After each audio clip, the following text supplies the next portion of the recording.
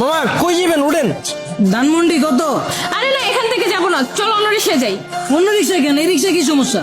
এখান থেকে রিক্সাওয়ালারা ভাড়া বেশি চায়, হেঁটে গিয়ে সামনে থেকে নেই, ভাড়া কম পাবো। মামা আপনারা খুশি হয়ে যা দিবেন এটাই সই। উঠেন। আরে তুমি জানো না, ওরা এই কথা বলে, পরে রিক্সা থেকে নামার সময় কাহিনী শুরু করে দেয়। তুমি তো কাহিনী করতেছো।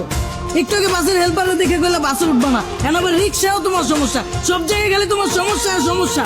আমার পা ব্যথা হয়ে গেছে, আমি হাঁটতে পারবো না, আমি রিক্সায় যাবো। ওঠো হ্যাঁ মামা আমিও এটাই কইতাছি, এই জায়গায় অন্য কোনো রিক্সা পাইবেন না। উঠেন। ওঠো ওঠো, চলো মামা। কি খেলা দেখাইলি রে টুম্পা, শিখলাম। মামা তুমি টুম্বা কই লাগা? টুম্বা কেডা? মামা কঠিন কাহিনী, আমার গার্লফ্রেন্ডের নাম ছিল টুম্পা। কি কও মামা? আমার গার্লফ্রেন্ডের নাম তো টুম্পা। কি কও মামা, আসলেই? হ্যাঁ, কিন্তু মামা তুমি রিক্সা চালাও আর প্রেমও করো, ব্যাপারটা কিন্তু ইন্টারেস্টিং। না মামা প্রেম করি না তো, করতাম। আর রিক্সা চালায় তো প্রেম করি নাই মামা, ওর লাগে প্রেম করছি দেখে আজকে আমার রিক্সা চালাইতে হইতাছে। আর নাহলে তো মামা আজকে আপনার জায়গায় থাকতাম। আরে টুম্পা, তোর লাগে প্রেম কইরা আজকে আমার হাতে হ্যান্ডেল পায়ে প্যাডেল। কি কও মামা?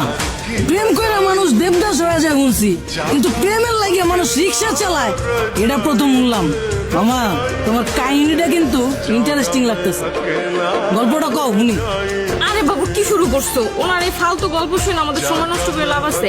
তার চাইতে চলো তুমি হেডফোন বের করো, আমরা গান শুনি। আরে না, মামার কাহিনীটা অনেক ইন্টারেস্টিং। মামা তুমি কও। না মামা থাক, বাদ দেন। মামি উনতে চাইতেছে না, পরে দেখা গেল আমার কাহিনী হইনা চিত্তা যাইব। আরে মামা তুমি তোমার গার্লফ্রেন্ডের কাহিনী কইবা, এটা তো হয় চেতবকে। কও মামা শুনি। মামা কি কমু দুঃখের কাহিনী, ও একটা জিনিস আছিল মামা, খালি চুস্ত। চুস্ত মানে?